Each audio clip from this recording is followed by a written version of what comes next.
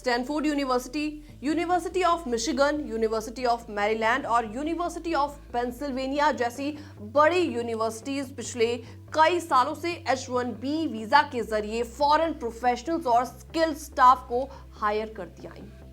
ये H-1B visa पर highly educated foreign professionals को अमेरिका में काम करने की परमिशन देता है। लेकिन अब डोनाल्ड ट्रंप एडमिनिस्ट्रेशन की नई H-1B वीजा पॉलिसी के कारण हायरिंग प्रोसेस काफी ज्यादा मुश्किल होने वाला है। और वो कैसे, चलिए सब कुछ डिटेल में आपको समझाते हैं। नमस्कार, मैं हूं आपके साथ प्रेरणा कौशिक। तो आखिर ये नया रूल क्या है, पहले ये समझ लीजिए।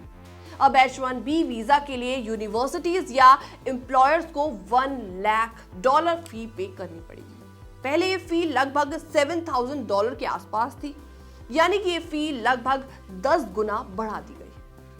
डोनाल्ड ट्रंप एडमिनिस्ट्रेशन का कहना है कि ये नियम अमेरिकन वर्कर्स को प्रेफरेंस देने और वेजेस बढ़ाने के लिए है, लेकिन यूनिवर्सिटीज इसे बड़ा चैलेंज मान रही है।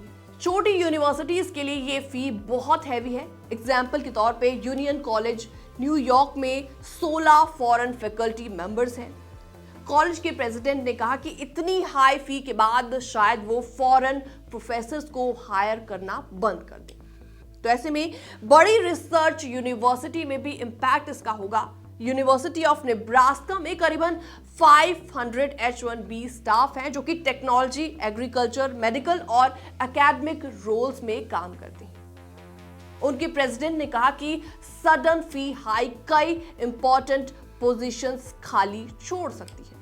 तो ऐसे में सबसे ज्यादा असर स्टेम और मेडिकल फील्ड्स पर पड़ेगा। आर्टिफिशियल इंटेलिजेंस, न्यूक्लियर इंजीनियरिंग और मटेरियल साइंस जैसे एरियाज में इंटरनेशनल स्किल्ड स्टाफ एसेंशियल है।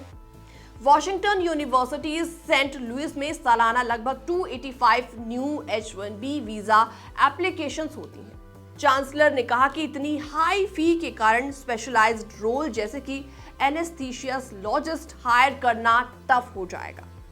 इम्पैक्ट सिर्फ हायर एजुकेशन तक ही नहीं बल्कि K-12 स्कूल्स में भी मैथ, साइंस और स्पेशल एजुकेशन टीचर्स के लिए भी H-1B वीजा यूज होता है। कोलोराडो स्प्रिंग्स के हैरिसन स्कूल डिस्ट्रिक्ट के सुपरिटेंडेंट ने कहा कि नई फी के कारण उन्हें लॉन्ग टर्म सब्स्टिट्यूट्स या बिगर क्लास साइजेस पर भी डिपेंड करना पड़ सकता है, जिससे स्टूडेंट्स की लर्निंग जरूर अफेक्ट होगी।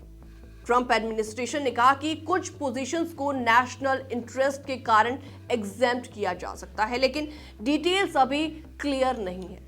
इमिग्रेशन लॉयर्स का इस पर कहना है कि यूनिवर्सिटीज अब केयरफुल हायरिंग स्ट्रेटजी बनाएंगी और देखेंगी कि कौन से रोल्स में अर्जेंट एप्लीकेशंस जरूरी है।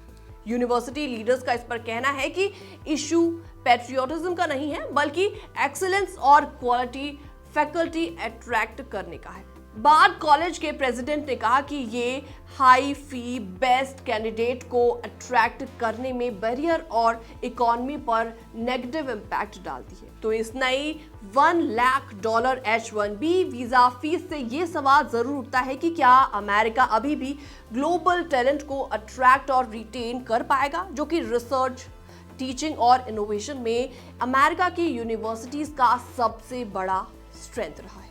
इस रिपोर्ट में इतना ही। बाकी तमाम अपडेट्स के लिए आप बने रहिए हमारे साथ।